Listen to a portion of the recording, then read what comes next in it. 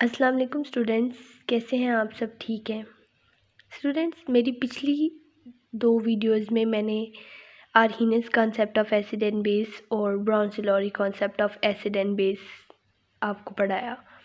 आपने ये चीज़ नोटिस की होगी कि आर्हीनियस और ब्राउन-सिलौरी जो concept of acid and base था वो सिर्फ प्रोटॉन्स तक ही लिमिटेड था। प्रोटॉन्स के एक्सेप्टेंस और प्रोटॉन की डोनेशन के तक ही लिमिटेड था। लेकिन आज जो हम कॉन्सेप्ट पढ़ने जा रहे हैं that is Lewis concept of acid and base. Lewis concept of acid and base 1923 में एक जो है वो केमिस्ट था जी.एन. लीविस। 1923 में एक केमिस्ट था जी.एन. लीविस, ठीक है। उसने एक न्यू कॉन्सेप्ट दिया एसिड एंड बेस का, जिसके मुताबिक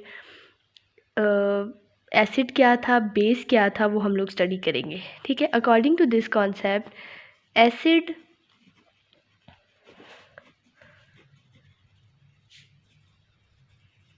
एसिड क्या है? एसिड वो सब्सटेंसेस होते हैं जो पेयर ऑफ इलेक्ट्रॉन को क्या करते हैं, एक्सेप्ट करते हैं, ठीक है। जिन्होंने क्या करना है, पेयर ऑफ इलेक्ट्रॉन को एक्सेप्ट करना है। जब मैंने आपको बोला कि पेयर ऑफ इलेक्ट्रॉन को एक्सेप्ट करना है तो आपके जहन में ये चीज़ आनी चाहिए कि जो पिछले कॉन्सेप्ट थे वो प्रोटॉन की डोनर और एक्सेप्टेंस के ऊपर बात कर रहे थे, लेकिन यहाँ पे क्या हुआ है, पेयर ऑफ इलेक्ट्रॉन को एक्सेप्ट करने वाली जो टर्म है उसको हम लोग ने एसिड का नाम दिया, और जो पेयर ऑफ इलेक्ट्रॉन को डोनेट कर रही होती है उसको हम नाम देंगे बेस का, ठीक है।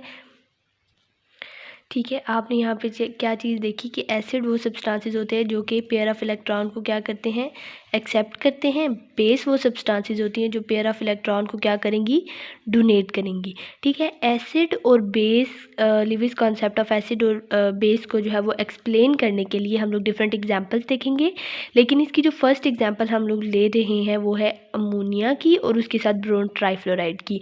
हम इन दोनों की डॉट एंड क्रॉस स्ट्रक्चर लिखेंगे और उसके बाद उन दोनों का आपस में रिएक्शन करवाएंगे और देखेंगे कि इनमें से कौन सी चीज़ एज एन एसिड एक्ट करती है और कौन सी चीज़ एज अ बेस रिएक्ट करेगी। ओके जी स्टूडेंट्स, यहाँ पे मैंने बोरोन ट्राइफ्लोराइड की और अमोनिया की जो है डॉट एंड क्रॉस स्ट्रक्चर बनाई, ठीक है। अब हमें नहीं पता कि इन दोनों में से एज एन एसिड कौन एक्ट करेगा और एज अ बेस कौन एक्ट करेगा। हमेशा एक चीज़ आप लोगों ने जहन में रखनी है कि Lewis concept of acid and base में जो species as a lone pair act करती है ना, ठीक है, जो अपना लोन पेयर डोनेट करती है ना, ठीक है, वो एज अ बेस एक्ट करती है। यानी कि मैं दोबारा आपको बताती हूँ कि वो स्पीशी जिसके पास लोन पेयर मौजूद होता है ना, वो एज अ बेस एक्ट करती है। अब क्योंकि मैंने लोन पेयर का वर्ड यूज़ किया और हम पढ़ भी बेसिक चीज़ें रहे हैं, तो इस वजह से मैं पहले आपको लोन पेयर के बारे में बताऊंगी कि लोन पेयर क्या होता है, ठीक है। लोन पेयर बेसिक कली जो है, लोन पेयर, ठीक है, unshared pair of electron in the valence shell of an atom is known as lone pair, ठीक है।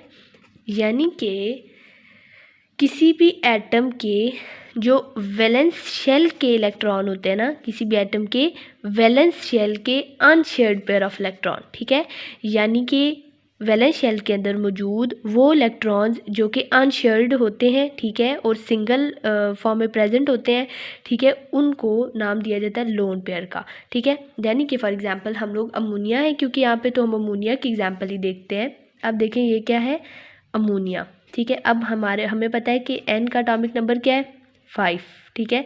इसके वैलेंस शेल के अंदर फर्स्ट S2, 2S2, 2p1, इस तरह इसकी इलेक्ट्रॉनिक कन्फिग्रेशन हम इस तरह लिखते हैं। जब इसका फॉर्मल चार्ज पे जाएंगे ना तो उसमें हम क्या लिखते हैं, अमोनिया अब क्या है, नाइट्रोजन के पास क्या है, 5 एटॉमिक नंबर है नाइट्रोजन का। अब यहाँ पे हाइड्रोजन हम कितने ले रहे हैं, 3, 5 में से कितने माइनस करेंगे, 3, और इसको डिवाइड कर देंगे 2 के ऊपर। 5 में से 3 माइनस किए तो क्या आंसर आया, 2 डिवाइडेड बाई 2, 1s2 यानी कि हम ये कहेंगे कि नाइट्रोजन के पास कितना लोन पेयर है, यहाँ पे अमोनिया जो है वो हैज़ 1 लोन पेयर, ठीक है। नाइट्रोजन के पास एक लोन पेयर है, जो इसने क्या करना है, इस हम यहाँ से तो ये अंदाज़ा हो गया कि अमोनिया जो है वो as a lone pair act करते हुए अपना लोन पेयर किसको डोनेट कर देगा, इस बोरोन को डोनेट कर देगा, ठीक है। यानी कि ये स्ट्रक्चर कुछ इस तरह से आपको नज़र आएगी, इस तरह से, इस तरह, ठीक है।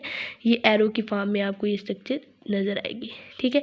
यानी कि ये शो करती है कि अमोनिया ने एज अ बेस एक्ट करते हुए बोरोन ट्राइफ्लोराइड को अपना लोन पेयर डोनेट कर दिया, जिससे हमें पता चला कि ये जो स्पीशी है वो एज एन एसिड एक्ट कर रही है और ये species as a base act करेगी।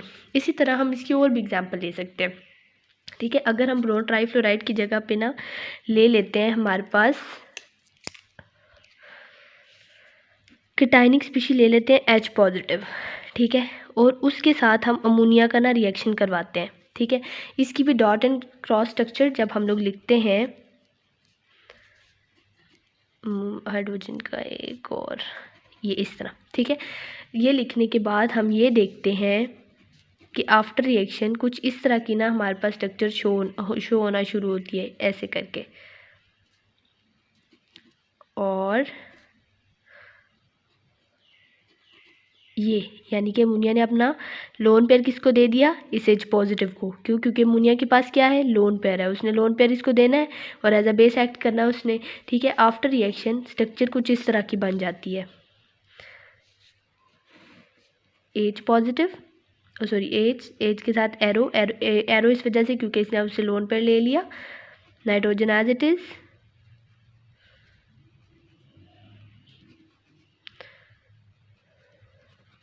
और ये इसका हाइड्रोजन, ठीक है। और इसके लास्ट पे आपको ये प्लस का साइन शो होता है, ये प्लस का साइन। ये प्लस का साइन किस चीज़ को शो करता है, इस चीज़ को नाम दिया जाता है अडक्ट का। किस चीज़ का नाम दिया जाता है, अडक्ट का। अडक्ट क्या होता है, अडक्ट एक नई टर्म यहाँ पे मैंने इंट्रोड्यूस करवाई। अब अडक्ट कहा जाता है कि product of any Lewis acid and Lewis base is a single species, ठीक है। कि लिविस एसिड और बेस के reaction gives a single species which is known as adduct, जिसको किस चीज़ का नाम दिया जाता है, एडक्ट का नाम दिया जाता है। लिविस एसिड और बेस के रिएक्शन में हमारे पास एक सिंगल स्पीशी बनती है, या हमें एक सिंगल स्पीशी मिलती है जिसको हम लोग अडक्ट का नाम देते हैं, ठीक है। यानी कि लिविस एसिड और बेस के नतीजे में मिलने वाले रिज़ल्ट को हम अडक्ट का नाम देते हैं, ठीक है। उसके बाद हम अगेन लिविस एसिड और बेस की डेफिनेशन करते हैं, इन सब को मद्देनज़र रखते हुए भी, और उसके बाद इसकी कुछ एग्जांपल्स देखते हैं, ओके जी। तो स्टूडेंट्स, अब हम लोग लिविस बेस और लिविस एसिड की जब हम लोग डेफिनेशन लिखते हैं तो उसमें हम लोगों ने ये लिखना है कि any substance which has unshared pair of electron, यानी जिनके पास अनशेयर्ड पेयर ऑफ इलेक्ट्रॉन होता है वो एक्ट करती हैं as a Lewis base. Lewis acid कौन सी होती हैं, any substance that has an empty orbital which can accommodate a pair of electron, यानी जिसके पास एम्प्टी ऑर्बिटल होता है और वो इस बेस से पेयर ऑफ इलेक्ट्रॉन लेके उसको अपने ऑर्बिटल के अंदर सेट आउट कर देती हैं, वो लिविस एसिड होती हैं। फिर उसकी कुछ एग्जांपल्स देखते हैं, यानी कि वो सब्सटेंसेस जिनके पास अनशेयर्ड पेयर ऑफ इलेक्ट्रॉन होता है वो as a Lewis base act कर रही होती हैं, और जिनके पास एम्प्टी ऑर्बिटल होता है, ठीक है, जो कि वो यूज़ करते हैं अप पेयर ऑफ इलेक्ट्रॉन को की अकोमोडेशन के लिए, यानी कि पेयर ऑफ इलेक्ट्रॉन को रखने के लिए, ठीक है, वो होती हैं वो एक्ट कर रही होती हैं एज अ एसिड, ठीक है। वो सब्सटेंसेस जिनके पास एम्प्टी ऑर्बिटल होता है और इसमें वो पेयर ऑफ इलेक्ट्रॉन को अकोमोडेट करती हैं वो लिविस एसिड होती हैं, ठीक है। हम लोग इसकी कुछ एग्जांपल देख लेते हैं लिविस एसिड की, ठीक है। लिविस एसिड की एग्जांपल में हमारे पास आ जाता है बोरोन ट्राइफ्लोराइड, ठीक है, एल्युमिनियम क्लोराइड और फेरिक क्लोराइड, ठीक है।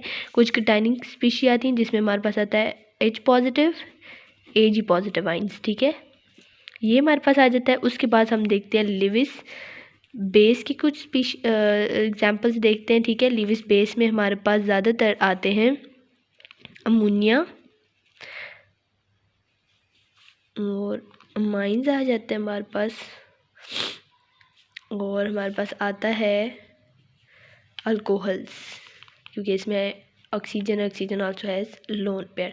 और उसके बाद इसके पास कुछ नेगेटिवली चार्ज स्पीशीज़ भी आ जाती हैं, जिसमें हमारे पास आ जाते हैं साइनाइड, क्लोराइड, हाइड्रोक्सिलाइंस। ठीक है, ये हमारे पास आ जाते हैं लिविस बेस के अंदर। उस लिविस बेस में ये सारी चीज़ें आ जाती हैं। ठीक है स्टूडेंट्स, होपफुली आप लोग को ये कॉन्सेप्ट भी समझ आ गया होगा। मेरी जो नेक्स्ट वीडियो होगी ना, that is related to the whole concepts. ठीक है, तो जो मेरी नेक्स्ट वीडियो है वो भी आप लोग ज़रूर देखिएगा, लेकिन इधर से आपको पूरी डिटेल मिल जाएगी। ठीक है, आप लोगों ने यहाँ से पूरी डिटेल ले लेनी है। ओके, होपफुली आपको सब समझ आ गया होगा। Thank you so much. अल्लाह हाफ़िज़।